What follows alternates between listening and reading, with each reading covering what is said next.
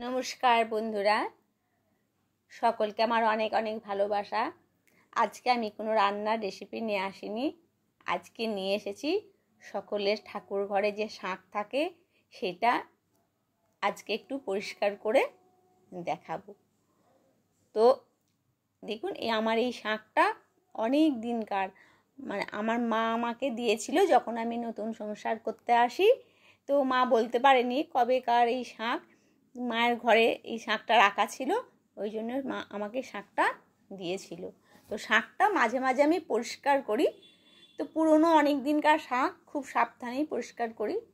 তো আমি কেমন করে পরিষ্কার করছি সেটাই আমি দেখাচ্ছি। সামান্য গরম জল নিয়ে শাঁখটাকে আমি ভিজিয়ে রেখে দেব। আর এতে আমি দেব সার্ফের জলে এক রাত্রি ভিজিয়ে রাখলে খুবই ভালো হয়। আর যাদের হাতে সময় কম তারা 2-3 ঘন্টা ভিজিয়ে রাখলেই হবে।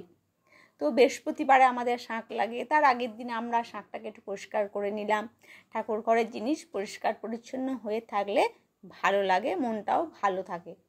তো পুরনো শাঁখ হয়ে গেলে খুব বেশি ভালো করে ওঠে না, কিন্তু যতটা সম্ভব পরিষ্কার করে রেখে দেওয়াটাই ঠাকুর ঘরে ভালো। তো আমি একটা স্টিলের উল নিয়েছি। এগুলো আমার সব ঠাকুরের জিনিস করে এগুলো রাখলে পরে কী হয়, বাসন ধুতে, এই শাঁখের এইগুলো ধুতে অনেক কাজে লাগে। সেই জন্য স্কচ ব্রাইট, ব্রাশ এইগুলো না আমাদের ঠাকুরের জন্য আলাদা করে রেখে দেওয়াই ভালো, নতুন জিনিস কিনে। তো আমি সার্ফের জলে প্রথমেই খুব ভালো করে শাঁখটাকে ধুয়ে নিচ্ছি।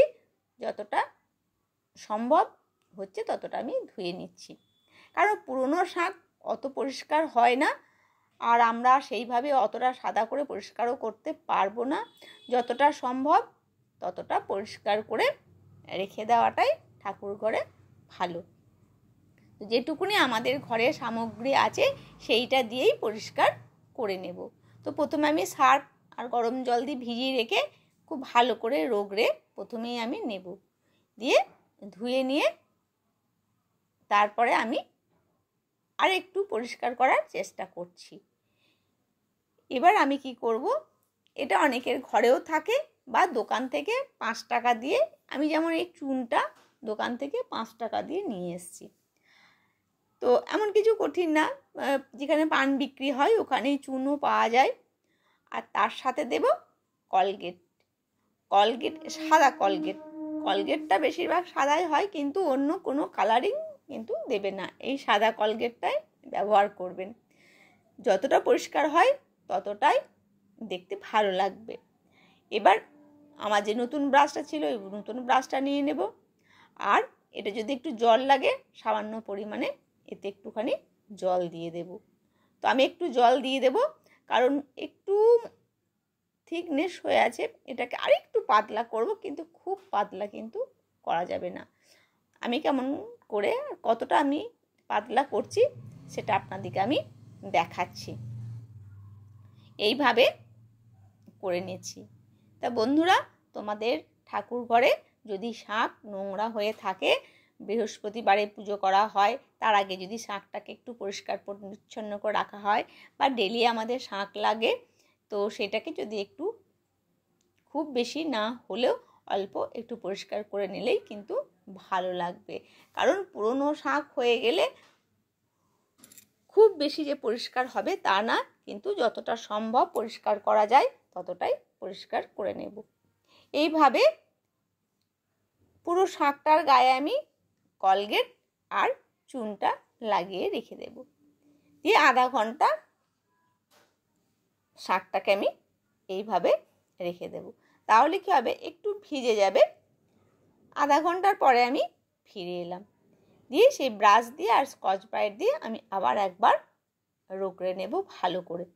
এরপরে যতটা ওঠে ব্যাস, চারিদিকটা পুরো ব্রাশ দিয়ে দিয়ে আমি এইভাবে, আমার এই শাঁখটার গায়ে দাগ দাগ হয়ে আছে, জানি না কবেকার শাঁখ এটা।